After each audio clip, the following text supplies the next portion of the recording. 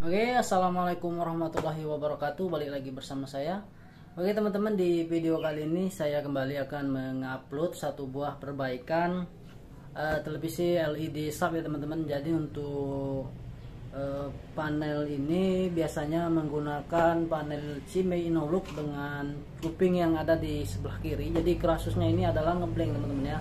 Nah, saya pertama kali yang waktu itu pernah mendapatkan shot di dalam gelas kaca itu kalau nggak salah ya, atau di fleksibel yang nempel di kaca.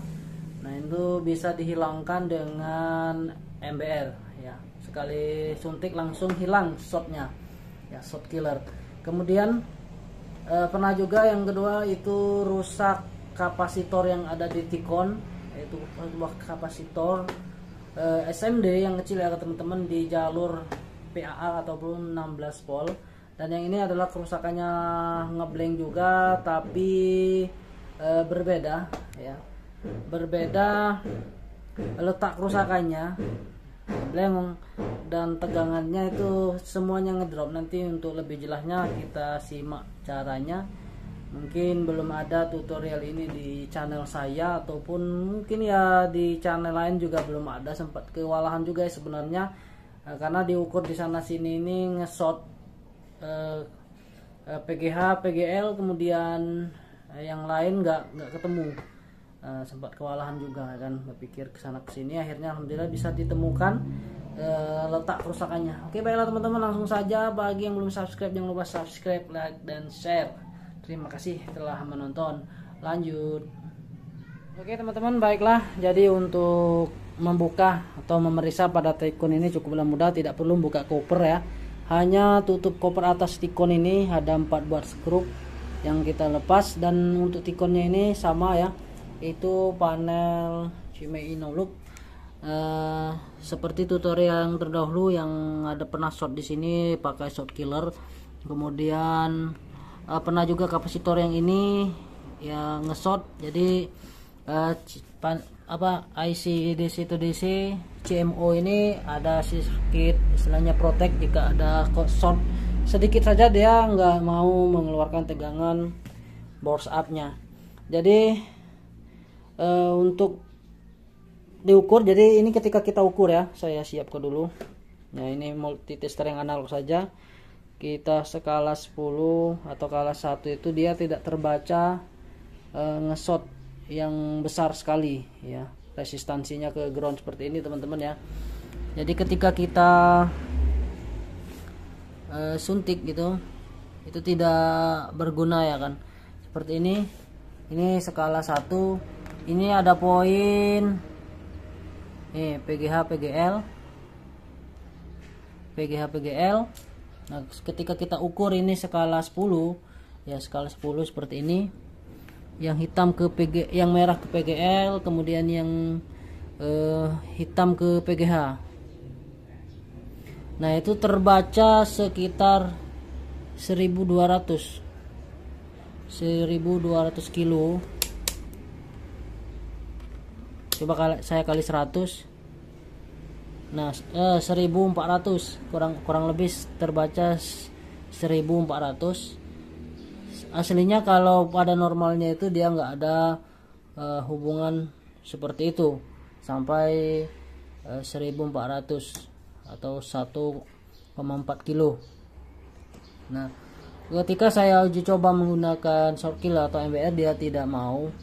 Dan permasalahannya itu sebenarnya bukan di sana ya, dan juga bukan di sini, dan juga bukan di PAA. Coba kita ukur ya, kalau di PAA itu terbaca berapa?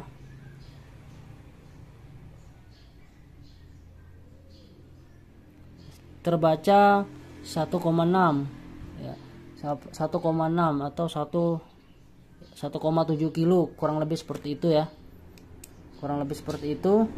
Nah, sebenarnya permasalahannya itu shotnya itu bukan di sini ya, shotnya itu ada di PGL yang lari ke sebelah sini. Bentar. Nah, ini adalah jalur PGL. Ada jalur PGL, bentar, Saya fokusin. Nah, ini ada jalur PGL. Nah, yang ketika saya lepas, ya jalur PGL ini ketika saya lepas fleksibel ini, lalu apa yang terjadi di resistansi sebelah sini? Bentar, kita ukur kembali. Nah, kita ukur kembali PGH PGL yang ada di situ. Masih dengan kali 100.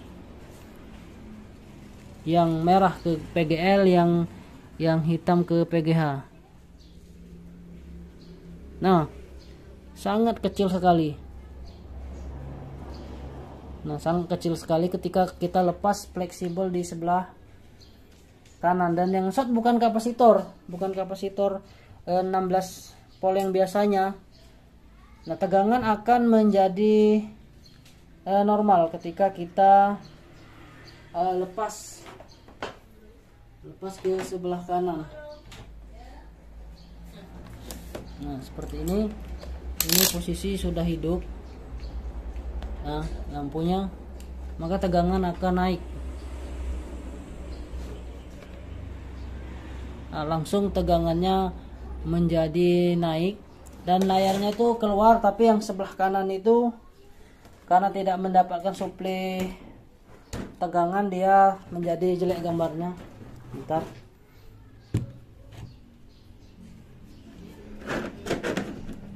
Nanti saya tunjukkan solusinya bagaimana.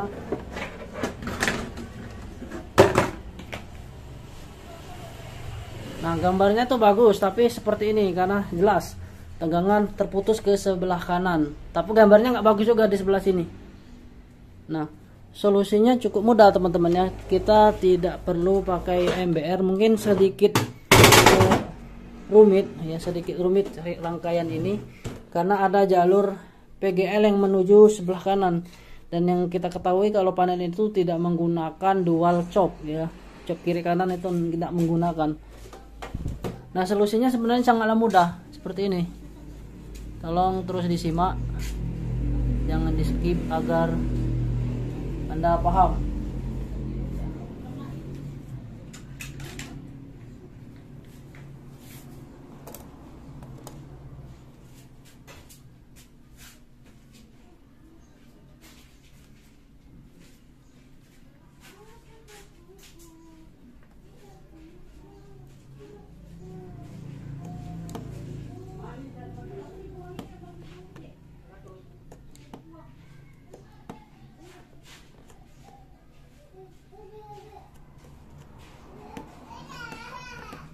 Nah, jadi kita cukup dengan memotong jalur PGL yang menuju ke sebelah kanan. Dan PGL itu bukan lari ke sini ya, larinya ke sini, ke jalur yang paling pinggir. Nah, kemungkinan short PGL yang ada di sebelah kanan ini. Aku nggak tahu fungsinya apa yang sehingga dia ditaruh di sebelah kanan. Mungkin persiapan untuk kuping yang sebelah kanan, tapi kok jadi ngesot ya. Nah, seperti ini kita sudah pasang. Kemudian coba kita ukur lagi. Jadi yang kita putus hanya jalur PGL di sebelah kanan. Lalu kita ukur resistansinya apakah sudah normal. Nah, itu sudah normal lagi teman-teman. Maaf, belum deh. Nah, ini sudah di skala 100. Nah, tidak ngesot lagi. Fleksibel kanan sudah kita pasang dan yang kita cut adalah ini. Tuh. Jalur PGL. Tuh, jalur PGL teman-teman ya. Nah, ini dia hasilnya.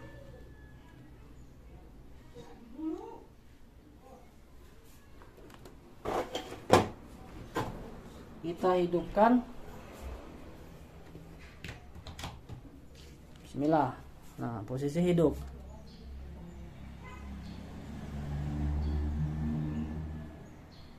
Nah, ini dia hasilnya. Sedikit aneh ya kan ketika kita apa namanya, mengecut sebelah kanan PGL, padahal di sebelah kanan nggak ada kupingnya, yang ada di sebelah kiri. Cukup mudah teman-teman ya, semoga bisa dipahami. Jadi kita ulangi lagi.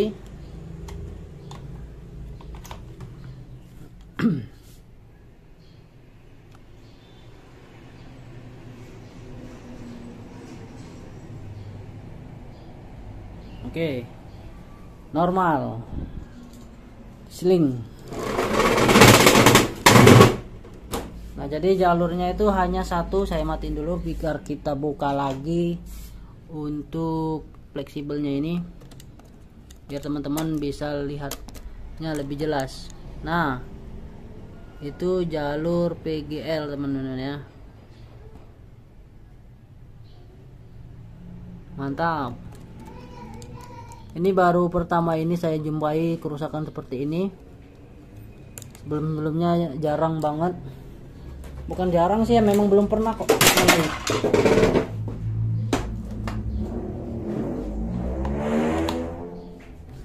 Oke, mungkin ini saja teman-teman tutorial dari saya. Semoga bermanfaat bagi semua. Terima kasih sebelumnya sudah menonton channel ini. Bagikan kepada teman-teman yang belum tahu, agar setiap hal-hal yang saya bagikan itu bisa bermanfaat bagi semua. Terima kasih. Assalamualaikum warahmatullahi wabarakatuh.